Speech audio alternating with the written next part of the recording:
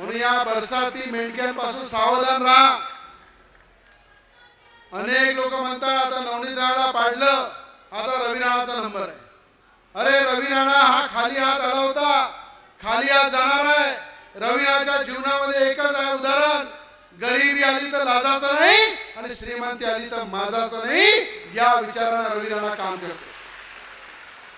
आज 12 महिने इलेक्शन असो की नसो, प्रत्येक गरीबाच्या घरी किराणा पोहोचणं, त्या गरीबाच्या घरी दिवाळी झाली पाहिजे. आणि 10 येणाऱ्या 14 तारखेपासून डॉक्टर साहेब 1 लाख कुटुंबाच्या घरी किराणा वाटणार आहे. आणि 1 लाख कुटुंबाच्या घरी त्या किराणाच्या थैलीमध्ये साडी सुद्धा राहणार आहे, जे दिवाळीला आमच्या बहिणींनी घातली पाहिजे.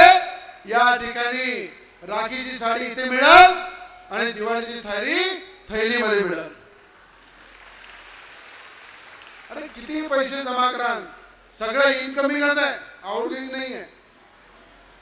एखाद्या नेत्याला मला विचारायचं आहे, इतक्या वर्ष सरकारमध्ये असता, इतक्या वर्ष सत्ता भोगता, इतक्या वर्ष आमदार असता, खासदार असता, अरे सगळं इनकमिंग जे करता तुम्ही, थोडं गरिबांना आउटगोइंग करा.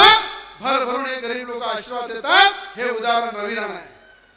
पण रवी राणाला साडी वाटली त्याच्यावर टीका, रवी राणाने किराणा वाटला त्याच्यावर टीका. अरे मी सगळ्या नेत्यांना सांगतो, रवी राणा किराणा वाटते, तुम्ही मुठभर फक्त साखर वाटून दाखवा, फक्त साखर. पण टीका करण्याला काही लागत नाही, पण किराणा वाटायला पैसे लागते.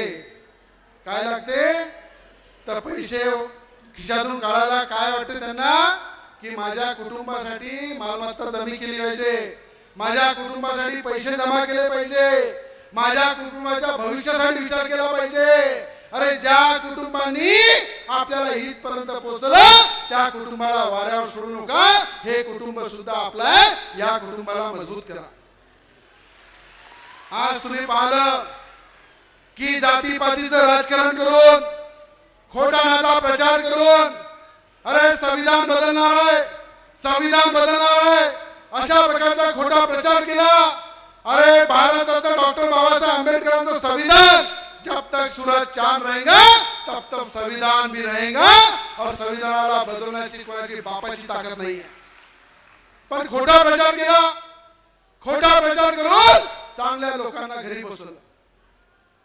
आणि चांगल्या लोकांना घरी बसवल्यानंतर काय परिस्थिती असते, एखादा व्यक्ती जर घरातला चांगलं काम करत असेल आणि त्याला जर तुम्ही शिवा देताय तर त्या चांगल्या माणसाच्या कामाला काही किंमत राहत नाही. ती चांगलं काम करण्याचं काम नवनीत राणांनी केलं. पण एक अशी हवा आली, त्या हवेमध्ये त्यांना वाहून जावं लागलं आणि एक कोणीतरी निवडून आलं. तर मला एवढंच म्हणायचं आपल्याला की राजकारणामध्ये राजकारण होत राहील, जात राहील, सरकार येत राहील, बदलत राहील, पण चांगले लोक राजकारणामध्ये आले पाहिजे. चांगले लोक जर राजकारणामध्ये आले तरच तुम्हाला सांगतो या देशामध्ये गरिबांमध्ये परिवर्तन होईल. या देशामध्ये दोनच जात आहे, एक गरीब आणि श्रीमंत. त्या श्रीमंत होत चालला आणि गरीब गरीब होत चालला. त्या तळागाळातल्या गरीब लोकांना बाहेर काढण्यासाठी चांगले लोक राजकारणामध्ये आले पाहिजे. ही संधी सुद्धा चांगल्या लोकांच्या पाठीशी आपण सगळ्यांनी दिली पाहिजे. हे हात जोडून या ठिकाणी विनंती करतो.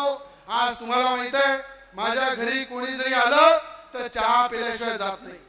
कोणी बिमार आहे त्याचा इलाज केल्याशिवाय, त्याला मदत केल्याशिवाय मी सोडत नाही. कोणा शिक्षण आहे त्याला मदत करतो, कोणी लग्न आहे त्याला मदत करतो. कुठल्याही कठीण परिस्थितीमध्ये जर कोणी सापडलाय त्याला मदत करण्याचं काम जेव्हा आम्ही करतो तर मला माहित आहे की गरिबीचे चटके काय असते आणि गरिबीचे चटके जो भोगते तोच गरिबांना न्याय देऊ शकते. आज कोरोनाच्या काळामध्ये एवढे अधिकारी या ठिकाणी बसले, सगळ्या अधिकाऱ्यांनी आपापलं कर्तव्य बजावलं. पण कोरोनाच्या काळामध्ये मेलघाट सारख्या आदिवासी भागामध्ये सुद्धा त्या ठिकाणी किराणा वाटण्याचं काम जर कोणी असं केलं असेल तर तुमच्या भावांनी केलंय, नवनीत राणांनी केलंय, बोंडे साहेबांनी केलंय. आणि त्या ठिकाणी ज्या ठिकाणी लोक जाऊ शकत नाही त्या गरीब लोकांना मदत करण्याचं काम केलं. अमरावती शहरामध्ये ग्रामीण मध्ये मदत करण्याचं काम केलं. कोरोनामध्ये जे मजदूर वेगवेगळ्या राज्यातून येत होते त्यांना आपापल्या गावामध्ये पोहोचवण्याचं काम तुमच्या भावांनी केलं. बाकी सगळे नेते बिडामध्ये लपले होते. त्या कोरोनामध्ये तुमचा भाऊ मैदानामध्ये होता. म्हणून मला आपल्या सगळ्यांना हात जोडून विनंती आहे, नवनीत राहाचा नंबर लागला, आता माझा नंबर लावू नका. आणि मी राजकारणामध्ये ठरवलेलं आहे, ज्या दिवशी मी पराभूत होईल त्यानंतर कधी इलेक्शन लढणार नाही. राजकारण हा धंदा नाही आहे. मी रक्ताचं पाणी करून या लोकांना मदत करतो. राजकारण करायसाठी हा कोणी धंदा घेऊन बसलो नाही आहे. जर तुम्ही मला आशीर्वाद देत राहाल तर मी तुमच्या सोबत ताकदीने उभा राहत राहील.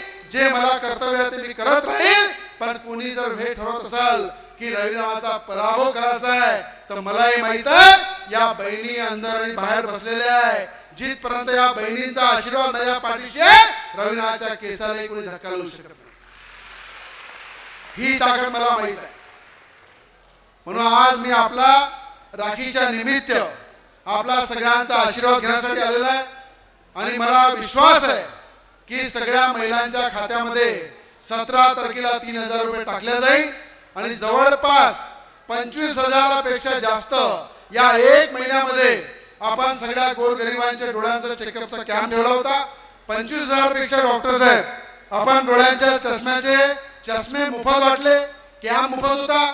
आणि मोत्या बिंदूचे कमीत कमी 700 ते 800 ऑपरेशन सुद्धा आपण करून दिले. तर ज्यांनाही असं वाटते की आमचे डोळे चेक झाले पाहिजे, चष्मा मिळाला पाहिजे,